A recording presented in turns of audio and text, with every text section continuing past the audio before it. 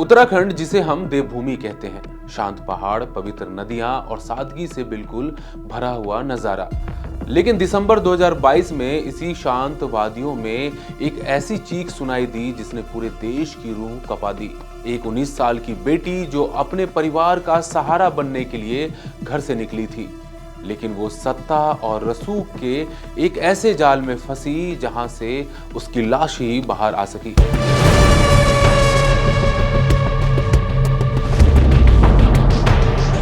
कहानी है अंकिता भंडारी की, उसके कातिल की और उस रहस्यमयी वीआईपी की जिसका नाम आज भी उत्तराखंड की फिजाओं में न्याय की मांग बनकर गूंज रहा है। नमस्कार, मैं हूं आदित्य। भारत फैक्ट्स के आज के एपिसोड में आपका स्वागत है। अंकिता भंडारी पौड़ी गढ़वाल के एक छोटे से गांव की रहने वाली थी। आर्थिक स्थिति ठीक नहीं थी, इसलिए इंटरमीडिएट के बाद उसने होटल मैनेजमेंट का कोर्स किया और ऋषिकेश के पास वंतारा रिसोर्ट में रिसेप्शनिस्ट की नौकरी ज्वाइन कर ली। परिवार खुश था कि बेटी अब अपने पैरों पर खड़ी है। 18 सितंबर 2022 की शाम अंकिता अचानक गायब हो गई। रिसोर्ट के मालिक पुलकित आर्या ने दावा किया कि अंकिता मानसिक तनाव में थी और कहीं और चली गई है। लेकिन अंकिता के पिता और दोस्तों को कुछ और ही अंदेशा था। सोशल मीडिया पर कैंपेन चला, दबाव बढ़ा, तब जाकर मामला खुला। पुलिस जांच में जो मामला सामने आया वो रोंगटे खड़े कर देने वाला था। अंकिता गायब नहीं हुई थी, उसकी हत्या की गई थी। आरोपी कोई और नहीं बल्कि रिसोर्ट का मालिक पुलकित आर्या और उसके दो साथी सौरभ भास्कर और अंकित गुप्ता थे। 18 सितंबर 2022 की तारीख थी अंकिता भंडारी हत्याकांड की। वो रात बेहद तनावपूर्ण और दर्दनाक थी। पुलिस चार्जशीट, गवाहों के बयानों और अंकिता के अंतिम व्हाट्सएप चैट्स के आधार पर वो शाम 6 से 8 बजे तक वंतारा रिसोर्ट में रिसेप्शन पर अपना काम कर रही थी। मुख्य आरोपी पुलकित आर्या उस पर लगातार दबाव बना रहा था कि वो रिसोर्ट में आने वाले एक वीआईपी गेस्ट को स्पेशल सर्विस, यानी कि वो उस वीआईपी के साथ शारीरिक संबंध बनाए। अंकिता ने इससे साफ इनकार कर दिया। अंकिता ने चैट में रिप्लाई किया कि मैं गरीब जरूर हूं लेकिन बिकने वाली नहीं हूं। उस शाम अंकिता बहुत रोई थी और उसने अपने एक दोस्त को मैसेज कर बताया था कि उसे गलत काम करने के लिए मजबूर किया जा रहा है। रात 8 बजे के आसपास वो रिसोर्ट से बाहर निकली।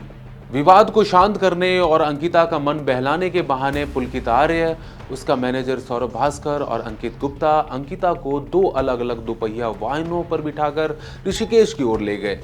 पुलकित और अंकिता एक स्कूटी पर थे, सौरभ और अंकित दूसरी मोटरसाइकिल पर थे।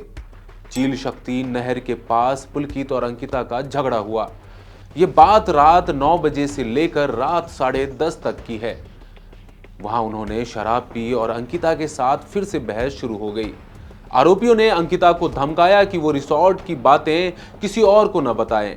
अंकिता ने हिम्मत दिखाते हुए कहा कि वो वहां चल रहे गंदे काम का पर्दाफाश कर देगी और सबको बता देगी कि उसे गलत काम करने के लिए मजबूर किया जा रहा है। गुस्से में अंकिता ने पुलकित का मोबाइल छीनकर नहर में फेंक दिया। अंकिता और पुलकित के बीच हाथापाई हुई। इसी दौरान आरोपियों ने मिलकर अंकिता को नहर में धक्का दे दिया। अंकिता को तैरना नहीं आता था। अंधेरी रात और नहर का तेज बहाव होने के कारण वो तुरंत डूबने लगी और उसकी मौत हो गई। चार्जशीट के अनुसार आरोपियों ने कुछ देर तक उसे डूबते हुए देखा और ये सुनिश्चित करने के बाद कि वो अब नहीं बचेगी, वो वहां से वापस रिसोर्ट के लिए निकल गए। रात 11 बजे के बाद ये आरोपी वापस रिसोर्ट पहुंचे। सबूत मिटाने की कोशिश की गई। वापस आकर आरोपियों ने एक सोची समझी साजिश रची और उन्होंने रिसोर्ट के दूसरे कर्मचारियों को गुमराह करने के लिए अंकिता के कमरे में जाकर खाना मंगवाया ताकि ऐसा लगे कि अंकिता अपने कमरे में सुरक्षित है। अगले दिन सुबह पुलकित आर्या ने खुद ही पुलिस को गुमराह करने के लिए अंकिता की गुमशुदगी की रिपोर्ट दर्ज कराई ताकि वो शक से बच सके। लेकिन पुलिस की जांच में असलियत सबके सामने आ गई। अंकिता ने मरने से पहले अपने दोस्त को जो मैसेज भेजे थे वो जांच में अहम कड़ी बने। साथ ही ऋषिकेश जाने वाले रास्ते में सीसीटीवी कैमरों में अंकिता को तीनों आरोपियों के साथ जाते हुए देखा गया, लेकिन वापसी में वो उनके साथ नहीं थी। आगे अंकिता का शव घटना से 6 दिन बाद 24 सितंबर को नहर में बरामद किया गया। पोस्टमार्टम में पानी में डूबने से मौत की पुष्टि हुई और शरीर पर चोट के निशान भी मिले थे जो धक्का मुक्की की ओर इशारा करते थे। जब जनाक्रोश चरम पर पहुंचा तब उत्तराखंड सरकार ने रातों रात वनतारा रिसोर्ट के कुछ हिस्सों पर बुलडोजर चलवा दिया। सरकार ने इसे अवैध निर्माण पर कार्रवाई का नाम दिया। मुख्य आरोपी पुलकित आर्या तत्कालीन बीजेपी नेता और पूर्व राज्य मंत्री विनोद आर्या का बेटा था। हालांकि घटना के बाद बीजेपी ने विनोद आर्या को पार्टी से निष्कासित कर दिया, लेकिन विपक्ष और जनता का आरोप था कि रसूखदार परिवार होने के कारण जांच को प्रभावित करने की कोशिश की गई। मामला अब अदालत में है। पुलकित आर्या और उसके साथी जेल में हैं। सरकार ने एसआईटी गठित की, हजारों पन्नों की चार्जशीट दाखिल हुई, लेकिन अंकिता की मां आज भी एक ही सवाल पूछती है, मेरी बच्ची का हत्यारा तो जेल में है, लेकिन उस वीआईपी का नाम कब सामने आएगा। हाई कोर्ट में भी इस मामले की पैरवी हुई, लेकिन वीआईपी के नाम का खुलासा अभी तक आधिकारिक तौर पर नहीं हो सका है।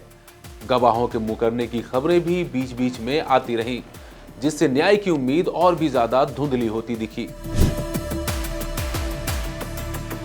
अंकिता भंडारी हत्याकांड सिर्फ एक हत्या नहीं थी, ये उन बेटियों की सुरक्षा पर सवाल था जो अपने सपनों को पूरा करने के लिए घरों से बाहर निकलती हैं।